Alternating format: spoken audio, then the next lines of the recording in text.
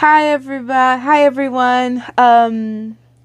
It's been a bit of a week, to be honest. By the way, my birthday is this week, baby cheese. So if I don't record on Sunday too much or something like that, please understand why.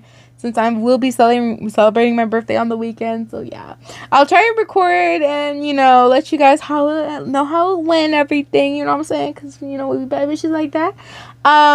But today, anyways, we is going to be reading Yandere Slasher's ex-listener. You know what I'm saying? I'm so interested to know what happens, man. Because the author actually updated their sequel story to that I'm currently reading right now. Sorry, y'all, I have to read it. It's getting good. It's getting good. Anyways, let's get straight into it. I'm so excited. Alright, y'all. Oh, shit. Oopsie. Alright, y'all. So we is in chapter 24, meeting Mikael again. Oh, no, sorry. Before I start, I'm going to get a little bit more comfortable. Sorry, I didn't realize I was a little uncomfortable. Sorry. I'm just going to add a little pillow right here. And then we can just go and get straight up started. Oh, yeah. Alright, so, yeah. Amber. Amber? You called her name and approached Amber's desk, her expression continuing to be one of despair. Is everything okay? You seem so glum. Oh, hey, YN. She miserably mumbled, looking up to lock eyes with you. What's going on? You reached out to touch her shoulder, but that made her break down. Lauren and Candace, they're still in the hospital. Amber wept and wrapped her arms around you in a huge hug as she stood up. The knife thrown at Laura, it had to be pulled out, and she was in so much pain. Amber was crying into your chest by this point, traumatized. Katie was still hurt too, and both haven't left the hospital yet. So that's why they were not today. They were not here today. I'm sure they'll be out soon. Says the girl who barely even got damage. Shit. Don't worry, guys. We're gonna get emotional damage soon enough.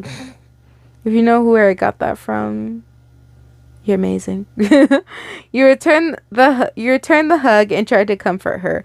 These types of injuries will take time to heal. I know, but she broke away and wiped out her eyes, recovering from her sudden outburst. But what if they don't recover? What if their injuries are fatal? What? Amber, you're overthinking. What if they never ever leave the hospital? Amber clutched at her head and you placed your hand on her shoulders, shooting her a soothing look. Amber, listen to me. You attempted to console your panicked friend and calm her down, not wanting her to continue freaking out. They're going to be fine. I'm sure if they were fatal wounds, the doctor would have informed you. I'm also pretty sure Laura and Candace will return to class soon. How can you be so sure? Amber spoke anxiously, picking at her bag and gripping the strap. Thinking that way is common sense, is what you wanted to say, but you held your tongue, wanting to cheer her up. Because their parents both have phones, so they would have texted you if something majorly bad was going to happen, you pointed out, or the doctors would have. Wouldn't you agree? That makes sense. She nodded and pulled herself together, relief washing over her face as her fear faded. Thank you, YN. I really appreciate you for helping me out. Anytime. You smiled which you pushed Freddy and Mikael to the side, wanting to make sure that she was somewhat alright. Hey, would you like to walk home together? No thanks. Amber rejected your offer with a weak smile of her own. I have something to do. I'll be going now.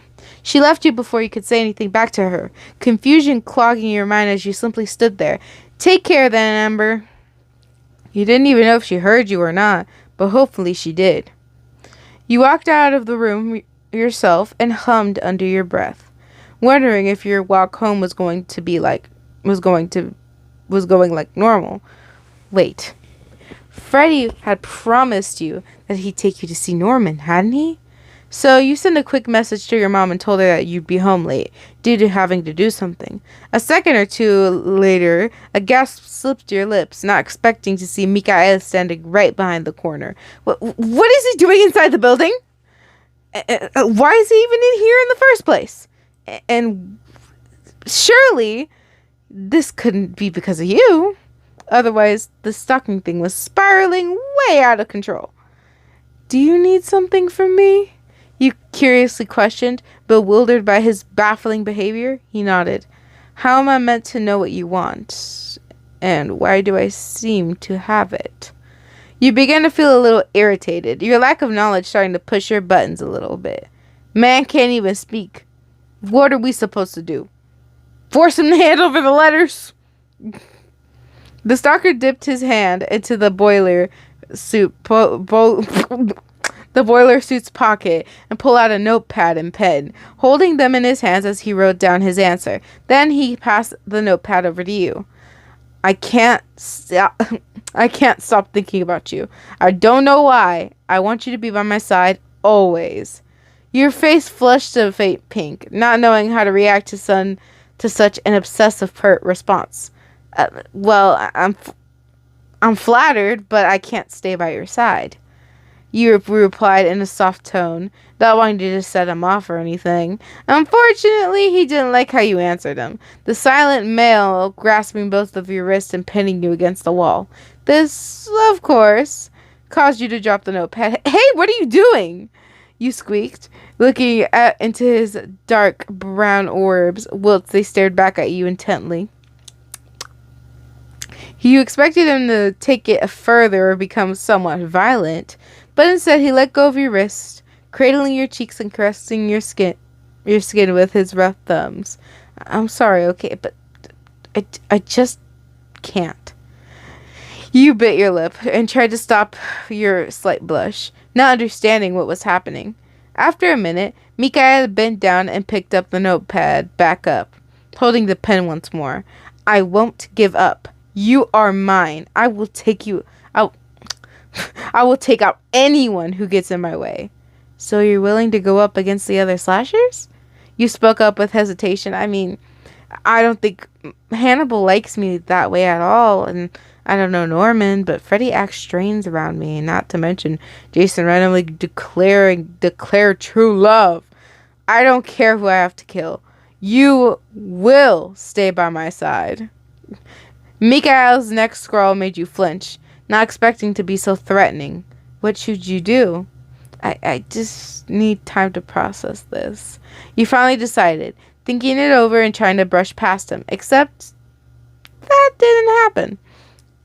Mikael curled his left hand around your right wrist, preventing you from walking away as he pulled you back a tiny bit. Look, I can't do anything more for you, you huffed. Don't leave. You relented after reading that. Your empathetic side decided to take charge. I have to leave, but you can keep me company if you'd like. You lightly offered. Only until we leave campus, okay? Mikael nodded, freeing your wrist and standing beside you. So you and Mikael started walking throughout the hallway, your pink cheeks darkening when the killer received a ton of unwanted attention. If you stalk me again sometime, can you, I don't know, wait for me outside? You muttered unhappily, disgruntled by how the situation would turn into something worse. He slowly nodded, the stalker taking one step further and sliding his hands through yours, holding your hand and moving as close as he could to your body's side. You couldn't even say anything, trying to ignore people's murmurs and Mikael's actions. Would Freddy be waiting for you when you left the grounds? If so, how on earth was he going to react? Oh God, probably another fight. Why did they all seem to fawn and fight over you? Were you that important? I don't even know. Me-self, girlfriend. Me-self, if I sound like freaking Foxy right now. None of this made sense to you whatsoever. Your mind not being able to comprehend any of this. We are kind of slow, I say. What were you supposed to do in this sort of situation? How am I going to fucking react? Why don't you tell me, princess? A voice drawled out. The dream demon leaning against the gate's wall. Crap, here we go. Freddy, listen. This isn't what it looks like. You took your hand out of Mikhail's and took a deep breath, trying to explain properly. He's been stalking me all day, and I could tell... Blah! Like, blah! I told him he could walk with me until we left campus grounds. That's it! You told him nothing but the truth. The burnt man checking your thoughts to make sure you were being honest. Still. His expression darkened. I thought I told you you weren't allowed to go near them anymore. Bro, you're acting like she can just turn invisible and avoid them. Boy, shut up. We don't have superpowers, alright, man? Like, you need to relax a little bit, alright? Before I make you relax. My goodness. That sounded so nasty. Okay. The dream demon glared at Mikhail with animosity. And the stalker glared right back at him, both males hating the other as you stood in between them. What's your problem? You retorted fiercely. I just so happened to meet him in one of the hallways. There's nothing wrong with that. Yeah, except for the fact he's like a killer. Don't know why people been not be calling like 911. He most likely is wearing the mask right now. I think he's pretty recognizable, you know what I'm saying? Nothing wrong with that. Are you for fucking real? Freddy growled and held out his gloved hand, eyeing Mikhail with tremendous hatred. He's nothing but a cold-blooded creep. Get over here, dollface. Now, he demanded darkly. He looked at Mikhail for a moment and then glanced at Freddy, not wanting to be ordered around. You are going to take this? No. Okay, girlfriend. I see the sassiness. Alright, it's in chapter 25. Aggressive arguing. No. Didn't you hear me? Freddy half laughed and half snapped, striding forwards and snatching up your wrist, yanking you in his general direction. I did, but still, no. You firmly replied, trying to tug your wrist out of his grasp. Mikhail, seeing you struggle, seized a hold of your other wrist and dragged you back, determined to win this particular tug of war. Let her go, you pale-faced fuck, Freddy hissed out hatefully. She belongs to me. Mikhail stubbornly shook his head, disagreeing with the Doom Demon and growing aggravated by him. I don't belong to anyone, you argued with the two of them, pulling your wrists out of their holds. And if you're going to fight, then do it then do it away from here, because people will start to notice. I thought you guys were trying to be inconspicuous.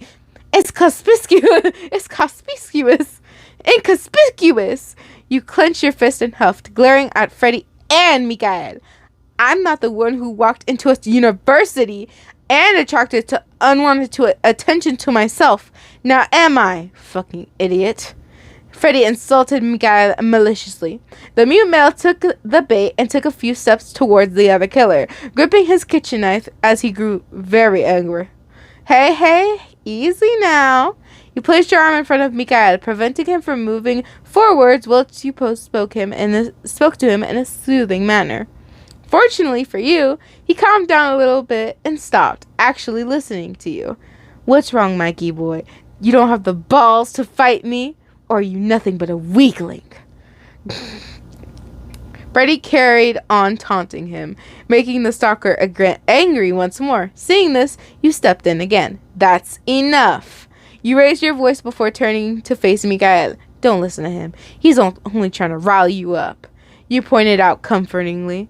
Mikhail nodded as he realized what you were saying was true, taking a step back and calming down. Aw, guess you're a coward after all.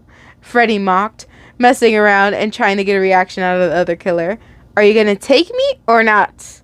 You asked Freddy in annoyance, rolling your eyes and releasing a sigh, because I don't want to stand here indefinitely. Mikhail tilted his head at your words, not understanding. Alright, fucking hell. Freddy grabbed your wrist and began to walking down the street, sounding salty. Mikhail took a hold of your other hand and stared at you with confusion, wanting to know where you two were going. Oh, right. Freddy's taking me to meet Norman. Do you know him? You responded in an unsuspecting tone, not expecting Mikael to stop moving and force you to stay in place. Then he looked at Freddy, then shook his head, obviously not wanting you to go there. What's the fuck's the problem? The burnt face male faced him with hostility, holding his bladed fingernails out, as he itched to fight the silent stalker. Mikael glanced at you and then back at Freddy, trying to silently answer him. Look, moron, it'll be fine. Norman's not that much of a threat. He's a fucking teenager. The dream demon growled. He's a teenager? You interesting repeated, intrigued by this new information. It doesn't matter. Freddy ignored you and dragged you forwards, Mikael following suit as he didn't want to leave you alone. So the three of you kept walking, silence swirling through the air because no one was talking. You couldn't even strike up a conversation, due to feeling too awkward. The males either side of you occasionally glared at each other, the anonymously rising again. We could just say the air just thickening up a little bit, but whatever. Minutes passed, people looking in your direction and muttering to each other, noticing how unusual you three looked. Mikael paid no attention to them. You felt even more awkward, and Freddy simply smirked, enjoying it all. He was entertained by your rose-tinted face, your embarrassment and your anxiety to be a complete sadist. Is someone a little embarrassed there? Freddy cooed in amusement. That's so cute. It's like you're trying to turn me on. Don't start with that. You gave another sigh and tried to pay no attention to the people. Silence returning. 45 p.m. Time to start wrapping up your work. Oh my gosh, bro. I thought someone was talking. I was like, huh? I'm the only one at this house, boy. What the hell? And then I realized with my Google, I got scared real fast. My Google's been doing that. I know why, because I set it up like that, but I thought it would be until 2:50. This is nightmarish. Jesus, I'm all by myself, and then you just do that. That's not cool, bro. Jesus Christ. Okay, I'm fine. Okay. Anyways, where were we at again? Yeah, that gave me a whole shock right there. You gave another sigh and tried to pay no attention to the people. Freed up. Okay. Silence returning while the journey continued. It must have been almost an hour until you spoke up a second time, wondering if Freddy was playing with you and messing around. Are you leading me on a wild goose chase or something? You inquired suspiciously. Now, what would make you think that? He smirked at your unsure face with gleaming green eyes, mischief coloring his tone. But no, I'm not. It's like what Hannibal told you, sweets. Don't you remember? What Hannibal told you? I don't think I've seen you around town before. Are you new? No. I live on the outskirts, in a house just out of town. Oh, so you just guys see our house just out of town? You thought back to the previous conversation you had with the psychiatrist and stiffened up a bit, recalling the last time you've interacted with him. And then this is just basically a flashback to where they were talking. I'm gonna put this in a nutshell because I don't want to read all that. But basically, what it says is Hannibal was like, you got to keep this secret or we'll quote unquote kill you. They won't, but And she's freaked out by that scene still, and I don't think she's been speaking to Hannibal ever since. So that was a pretty bad side on his side, to be honest. Anyways, now back to us. Oh, and then he also said he wouldn't give her hyposil pills anymore, and stuff like that to keep her quiet. So yeah. Anyways, or to keep us quiet. And then anyway, now continuing. Duh, did Hannibal scare you, sweet face? Freddy purred after reading your current thoughts, back to being amused. Get out of my head! You yanked your wrist out of his and balled it into a fist, now just letting Mikael hold the opposite wrist. Are we nearly there? You hated sounding like a whiny little kid complaining, but you've been walking for a ridiculously long period of time. You had to be somewhat close at least. Calm your tits, princess. The dream demon drawled devilishly. It's right there, see? Oh man, you are certainly one impatient bitch. I am not impatient, you retorted immediately. We've been walking for at least 30 minutes, so don't even go there. Mikael stopped holding your wrist and grasped your shoulder, slowly shaking his head and silently saying that Freddy was winding you up on purpose. Anyway, this is it? You looked up ahead of you and saw a large house. This is where all of you live and where Norman lives too? You were in awe, not expecting such a lovely place to be where they lived. Mikael nodded and intertwined his fingers into yours, intending to lightly guide you inside.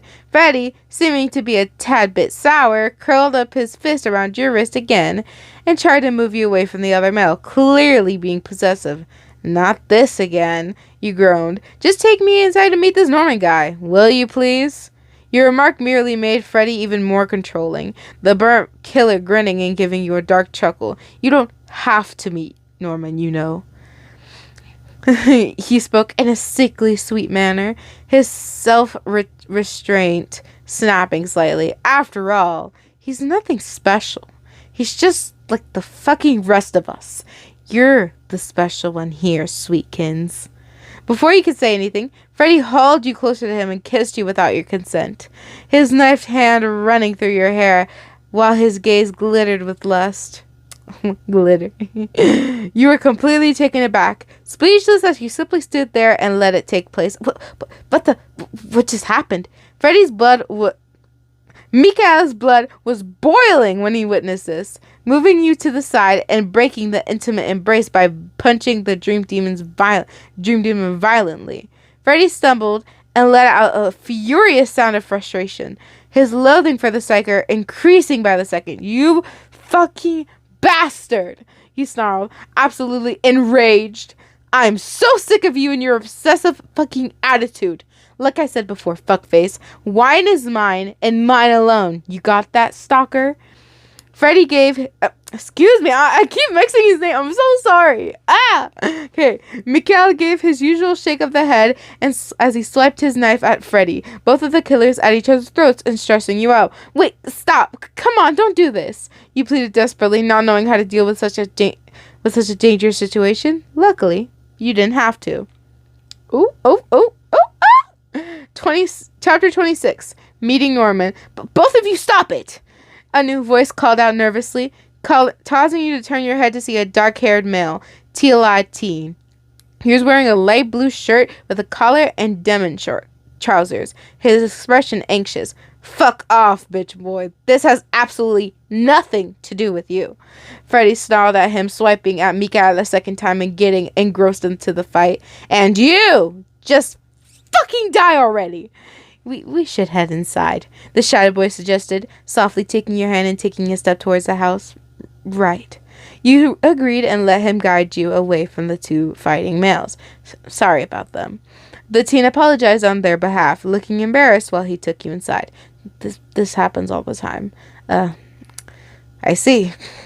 You tried to stop being so tense and instead decided to interact with the male next to you. Are you Norman by any chance? Your question made him stop and stare at you with surprise, stunned that you knew him. You know who I am? Norman asked in shock, his eyes widening as you two stood in the hallway. Is there something you need from me? He fearfully asked, praying that he wasn't in trouble or anything. Well, kind of. He flashed a light smile and squeezed his hand, trying to calm him down. Freddy said you could back him up about the others and their antics. You told him hesitantly, letting Norman lead you into the living room and hoping he could help. The others, like Jason, Mikael, and Hannibal? Norman shyly spoke, his stuttering not bothering you in the slightest. In fact, it was sort of sweet. Oh, by the way, guys, if you don't notice, I sometimes stutter. Sometimes I get stuck on words, but yeah, I noticed that by my brother, and then he noticed it by me. Like, we just know, I was like, whoa, I didn't know I did that. It just kind of runs past my brain. But yeah, not like Norman, but for me, like one or two words. You know what I'm saying? Anyway, You gently nodded, both of you sitting down on the sofa and striking up a conversation. I'm not going to force you, though. You don't have to tell me anything if you don't want to. I mean, I just wanted to meet you regardless of my questions. You did? Really? His stammers increased due to his bashfulness, a faint blush coloring his cheeks. Yep, I mean, it's not really fair if I meet Freddy, Jason, and the rest of your housemates without meeting you as well. Now, is it? You warmly replied, the atmosphere between you being very lighthearted. This was definitely a change from a few minutes ago. I guess you're right. Norman gave a quiet laugh. Still, I'm flattered, though. Oh, you exclaimed suddenly. I completely forgot. My name's YN. What a pretty name. You shot you a timid smile. It's nice to meet you. Likewise, you pleasantly responded, growing confused with every second that passed. What, this was the teenage boy who could slaughter people without a care? So what do you want to know? Norman wondered about the others, I mean. He quickly added, flustered. Well, you stopped speaking for a second, uncertain of what to bring up first. I heard from Freddy that you all hurt other people and act like you do because of different reasons. Am I allowed to know what those reasons are? The dark-haired male tensed up, scared about how to respond to you. I guess my reason is because I don't have much of a choice. He stared at the floor, clearly ashamed by his previous actions and the way he continuously acted. You don't? You curiously repeated. Norman shook his head sorrowfully, unable to look at you properly, whilst he struggled to stay himself. No.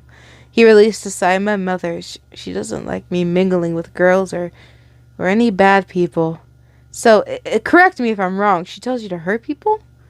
Because sometimes she doesn't like certain people you interact with? You try to piece his reason together while your thoughts bubbling with bemusement. Yeah, I know she just wants to protect me, but after all... Norman paused for a moment, looking up from the floor and eyeing you with an unsettling smile. Doesn't Mother know best? You couldn't even respond to him. The teen seizing your shoulders and shoving you onto the floor, his hands moving and curling around your throat. Was he trying to strangle you? Norman, stop! You coughed out weakly, clawing at his hands with your fingers and trying to free yourself. Your body was slowly losing oxygen, so you tried another tactic. Mikael! Freddy! Help me! You choked out as loud as you could possibly manage, your vision blurring. In a flash, Freddy appeared out of thin air and grabbed Norman's throat, incredibly angry what had been going on during his fight with Mikael. He knew you and Norman had started to talk about the killers, but he didn't expect the teen to lose control so easily. But deep down, part of him knew this would happen. So Norman's second personality, his mother, took out any girl her son enjoyed spending time with. Stupid little brat, trying to take out his girl. And after reading Norman's thoughts, he grew even more enraged. He knew it. He fucking knew it. Norman liked you too. Mikael entered the living room and stopped Freddy from not only strangling the teen, but slashing Norman to death too. The silent male tugged the dream demon backwards, Norman falling to his knees and clutching his head with both hands. You took steady breaths and regained some of your composure. Wanting to comprehend what just went down, the shy and timid boy you'd met and conversed with a couple minutes ago attempted to strangle you to death. You weakly sat up and rubbed at your throat. Freddy shooting a furious glare at Norman before moving over to you and bending down, checking that you were alright. God fucking damn it. You growled out possessively. This is exactly why I didn't want you to meet this psychopathetic little bitch. Freddy was about to scoop you up bridal style, presumably to get you out of there, but you shook your head, determined to see how Norman was. I didn't have much of a choice. You don't know. You got to be fucking kidding me. Freddy snarled at you once you wiggled out of his arms and stood up, feeling wobbly. You can't possibly be serious. He tried to kill you, you snapped. I mean, bro, you try to kill us too, so are you really the one to talk here? The only one who hasn't tried to kill us is Mikael. I think, right? Yeah, I think so, yeah. Norman, are you okay? You knelt down next to the now crying teen, your empathy sparking up. Bruh, I wouldn't have no empathy. This man tried to choke me out. I'm gonna choke him out first. This ain't no... I'm sorry. I'm gonna choke this man out. Goodness. Okay. Your empathy sparking up when you saw how upset he was. He didn't have any control over his mental problem. It wasn't his fault. I'm sorry. Norman wept, gripping either side of his head as he hid his face in between his knees. Why, mother, why? Mikael placed his hand on your shoulder and tried to pull you back, but you removed his hold on you and wrapped an arm around the troubled teen, surprising everyone in the room. I know you are, Norman. I've studied this, but this personality we've created isn't real. You spoke to Norman soothingly, ignoring your fear for now. If anything else were to happen, Mikael and Freddy would surely step in to help and save you again. No! Norman shrieked out. That's not true. Mother always protects me. His attitude was wild and defensive, yet he still leaned into your side. Oh, please, don't even start that bullshit. Your mother is... Don't. You cut Freddy off in a steely voice. This is serious. If not you, then to me. The dream demon crossed his arms and rolled his eyes, bored by this point. Why should Norman receive this much attention from you, after trying to choke you to death too? How soft-hearted and pathetic can one person possibly be? Freddy's gaze flickered over to Mikael, curious as to what he thought of all this. The stalker was watching intently, his chocolate-colored orbs staring at the serious scene in front of him and waiting to see how you handled this particular problem. Sure, he was also annoyed that how Norman was taking up all your attention, but he didn't show his emotions like Freddy did. I think he has dissective identity disorder and schizophrenia. You informed the other two males, wondering how to deal with such severe mental disorders, and I think you are 100% correct, my dear YN. Alright, y'all, so he is in chapter 27, discussing mental disorders. You glanced up and froze when you saw a certain psychiatrist leaning against the living room's door frame. Hannibal, do you happen to know what other mental disorders Norman may have, by any chance?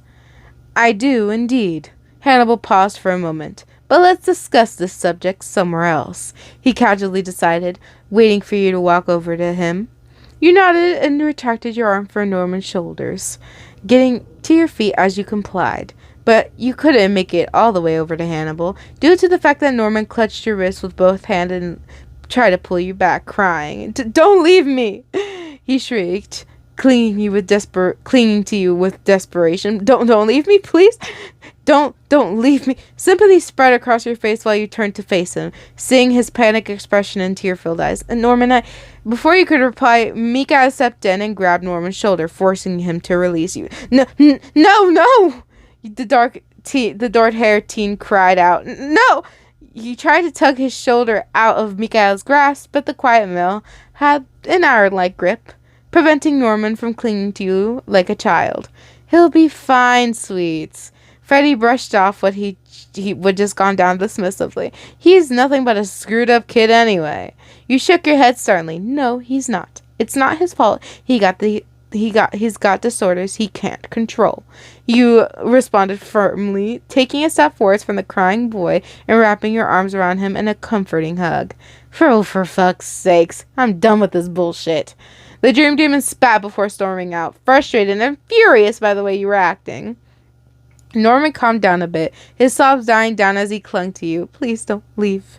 He begged anxiously. Please don't leave me, Wyatt.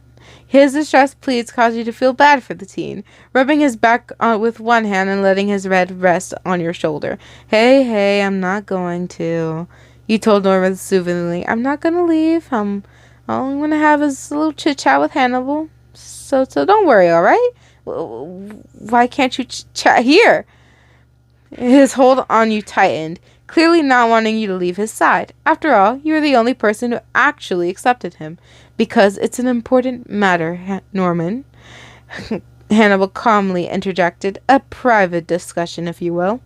I'll be right back, you promised Norman, squeezing him softly before stopping the hug and standing up. This time he didn't try and cling to you, only gazing at you with a disappointed look in his eyes.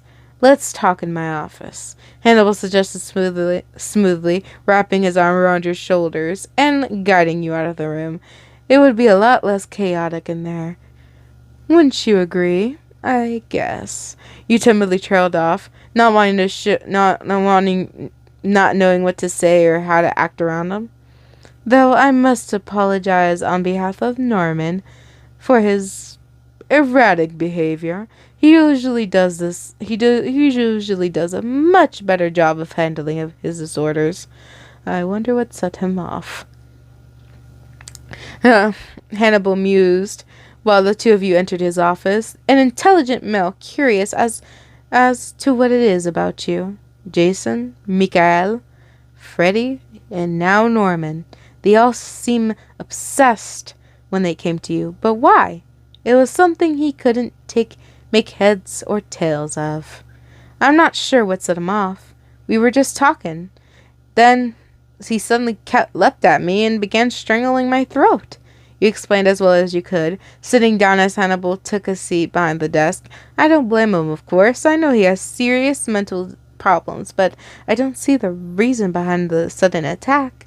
Ah, I see. Hannibal leaned on his hands and spoke professionally. Did the two of you speak about anything in particular? He inquired, wondering what you'd both talked about.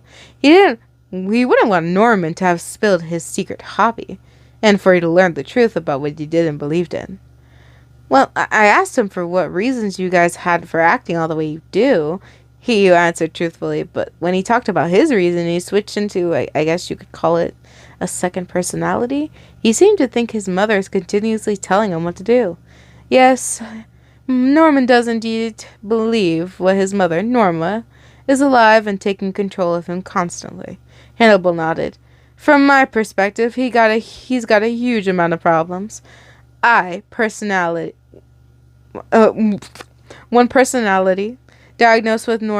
I, personally, diagnosed Norman with schizophrenia, dissociative identity disorder, obsessive compulsive disorder, and post-traumatic stress disorder. That's a lot. Schizophrenia, DID, OCD, and PTSD. You echoed in surprise. That really is a large amount of problems. Does he interact with people much? We try and keep his interaction with people to a bare minimum. As you can see, he's not very stable. He pointed out, seemed slightly intrigued by how much you seemed to care. You almost got strangled to death, yet you still cared about the teenager's mental health and how he felt. Strange, but interesting. And perhaps the reason he's so clingy and emotional is because he doesn't have a proper interaction with people. Your empathetic way of thinking made the smart male release a soft laugh, clearly amused. You really do enjoy seeing the best in people, don't you, IN? Hannibal lightly remarked, shaking his head playfully as he held back another chuckle. All I'm saying is, Norman's just probably lonely. You disagreed with what he was doing, frowning a little. Keep his interaction with people to a bare minimum. That just doesn't seem right or very fair. Maybe so, but still. Hannibal leaned back in his chair and folded his arms, flashing you a sweetened smile. I prefer taking certain precautions. Rather than him randomly hurting people, I wouldn't want you or your pretty face getting attacked again. The last part of his response... Ooh, he called us pretty. The last part of his response caused your cheeks to change to a crimson color, not expecting him to discreetly compliment you like whilst he spoke. Well, I don't mind what happened earlier. I know Norman didn't mean it. All of a sudden, you got yanked out of your chair, Mikael pulling you to your feet by your wrist and also making you jump. Mikael? Jeez, you really startled me. You sighed and placed your other hand on your heart. Hannibal stood up too and placed both of his hands on his desk, closing his eyes for a split second before glaring at the stalker with a hint of hostility. You don't have to holler up so abruptly, and interrupting my and I's conversation like that is unbelievably rude. Honestly, how uncivil. He shook his head again, this time irritated by the stalker's behavior. Mikhail didn't retaliate at all, merely shrugging and tugging you into his chest from behind, the intimate hug making your cheeks flush even more. How come you decided to come in here, Mikhail? Everything okay? You questioned in concern, looking up at him in his pale face. The stalker nodded and shook his head, tightening his hold on you as he shot Hannibal a smug stare. I'm not really sure what to get from that, you mumbled, bewildered by Mikhail and his actions. Don't take any notice of him, YN. Hannibal moved around his desk, standing directly in front of you and Mikhail. Why don't we just carry on with our conversation and continue discussing the matter at hand? You thought about it for a few seconds, but then gently shook your head, having another plan in mind. No thanks. You shot at him a soft smile while you freed yourself from Mikhail's firm hug. I think I'm gonna go check on Norman. I did say I'd be right back, so seeing him could possibly set off another one of his breakdowns. Hannibal tried to stop you from going. It might worsen his condition and place you in a perilous situation. You hesitated for a moment, debating on whether or not to change your mind. Then again, you faintly shook your head again. I know it might not be entirely safe, but I think he just needs some social interaction and someone to connect with. Once you said that, you left the office and went back downstairs, intending on talking to Norman.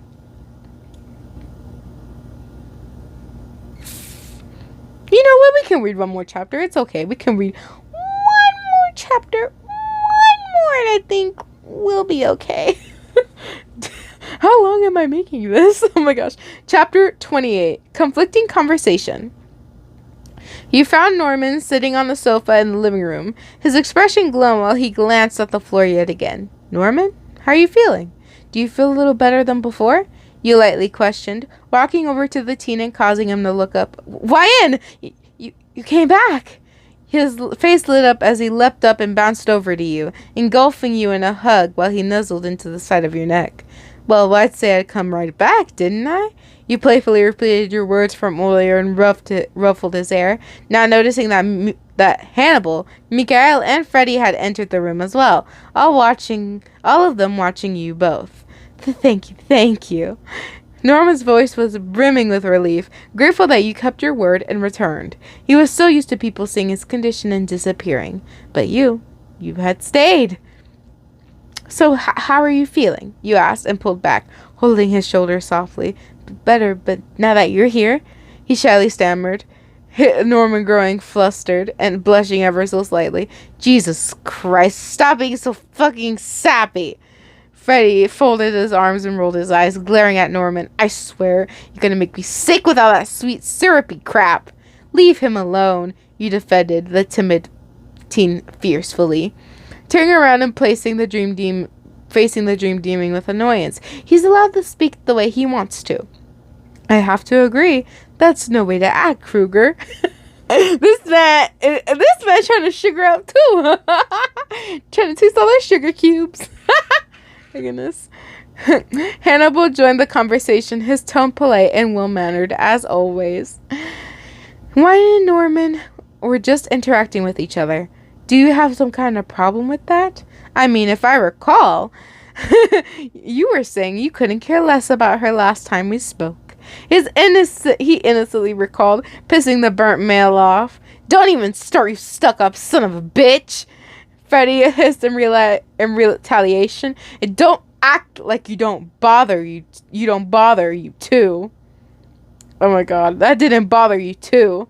Norman, would you mind leading YN into the kitchen and getting her a glass of water? Hannibal turned towards the dark-haired teen, who nodded and took a hold of your hand.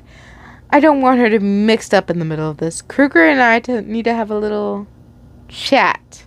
So this might become a bit unpleasant. Now, Mikhail, would you meditate, please? Mediate, please. Oh, no, you don't. Freddy sneered and held out his knifed hand, his anger growing every passing second. I know what you're trying to fucking do, you utter prick. Come on, YN. Norman nervously popped up that this will get ugly. But you tried to argue, but he shook his head, not wanting you to get hurt. She's not going anywhere, Freddy snapped, enraged by this point. How many times do I have to fucking say this? She's mine. He viciously swept at Hannibal. Though his attack missed due to Mikhail standing in front and grabbing his gloved hand, mediating between the two. Norman led you out of the room. The last thing you heard being, I knew it was a fucking mistake letting her come here. Fuck both of you. Norman, wait, we just can't let them go at each other's throats like that. You fretted uneasily, glancing behind you and wanting to go back. Trust me, YN. You'll just get hurt if you go back there. He tried to reason with you, worrying about your safety, whilst he pours a glass of water and passed it over to you. Thanks. You took the water and took a tiny sip, but I don't care what happens to me. I refuse to let something like this happen behind my back. Your stubbornness started to show. Norman spotting it immediately. Oh, Wyan, you can't. I don't want you to get hurt.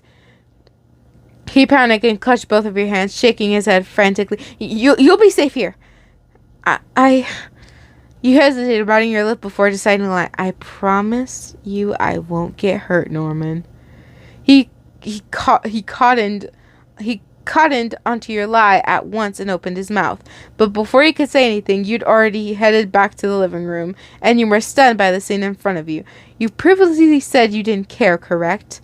What an adorable little lie that was. Hannibal's pleasant attitude had vanished, leaving a de-gravy voice and condescending manner. If that's the case, then why do you always claim her as yours, Something seems to be amiss here. Mikhail, what do you think of all of this? We just make him sound like a sassy woman. Mikhail tilted his head slightly, musing over what the smartly dressed man had just said. Shut the fuck up! Don't forget, I know how you feel too. So don't act so smug, you fucking smartass. Freddy hatefully snarled as he managed to land a hit on Mikhail and get the stalker to stumble back. This, of course, gave him an opportunity to slash at Hannibal, which he obviously took. No, don't! You flinched when your loud cry was a tad bit too late. His sharp claws ripping through Hannibal's shirt, leaving behind a bloody deep dark scratch marks. Why, please, don't get involved! Norman attempted to tug you back into the hallway, but you weren't having any of it. Heading straight into the middle of them and throwing them off completely. What are you three even doing? This doesn't look like a little chat to me. You clenched your fist and directed your last words at Hannibal, glaring at the three males. Things may have been a little bit out of hand, my dear. A little? Okay, good stuff. Hannibal flashed you a calming smile at you. It seems that Kruger can't take a constructive criticism very well. Constructive criticism? Freddy angrily repeated, fuming at the other male's remark. You spouted a bunch of shit at me and hid behind him, Mikhail, the entire time, trying to get the two of us out of the fucking picture. Trying to get the two of us out of the picture. Oh, excuse me. Trying to get the two of you out of the picture. And just, by what do you mean of that? Hannibal cocked his head to the side and wiped some of the blood off his shirt, acting like his wound wasn't a big deal. Oh, stop acting so damn innocent. The dream demon bursted out, twisting mine around your around your fucking finger the way you have. Well, joke's on you. She's not even taking the hypocell. So whatever you're planning, it's not going to work. I'm not going to fucking let it. You're not taking the hypocell? Ding, ding, ding. Oh my gosh. Ding, ding, dong. Uh-oh. No more copyright. Oh, goodness. Oh my goodness. You're not taking the hypocell? Hannibal turned to you and you froze, feeling your stomach drop. I thought I reminded you multiple times. Not to mention, you promised you wouldn't. Although his tone was calm, you could hear how exasperated the psychiatrist was. Shit. I'd be like, you hear that? It's my mom calling. She it's already it's 5 o'clock. Man, I got to go do homework, walk both ways on a high mountain to get to school. just like to get home. If you guys know where I'm routine that I got that from, yeah, also amazing as well. Anyways, let's continue. It's not because I didn't want to. You hurriedly tried to defend yourself and held your arms, not feeling intimidated. I had a deal, and I made a deal, and I had to keep it. That's all. You made a deal with who exactly? He raised his eyebrows as you began to silently panic. How would you tell him? Should you not tell him? With me, of course. Freddy answered for you proudly. That's why she's mine. Don't even think about fucking things up. You understand me? Ah, so it's a forced relationship. How unfortunate. Hannibal pretended to be sympathetic on your behalf, amused when the dream demon grew pissed off once more. Don't you fucking dare. Can't we continue this another time? You worriedly interrupted. Hannibal's injuries, and not only that, but he's blindering. I was about to say he's blindering too. Hannibal's injured, and not only that, but he's bleeding too. You looked at him in distress, clutching both of your hands to your chest and trying to calm the situation down. I couldn't give less of a fuck. I appreciate your concern, YN. Hannibal sent you a soft smile, although I think it would be best if you returned home now and visited another time. Only if you want to, of course. Y'all, might be a spoiler, but eventually she don't have a choice in that. A little spoiler. But y'all don't know when. Anyway.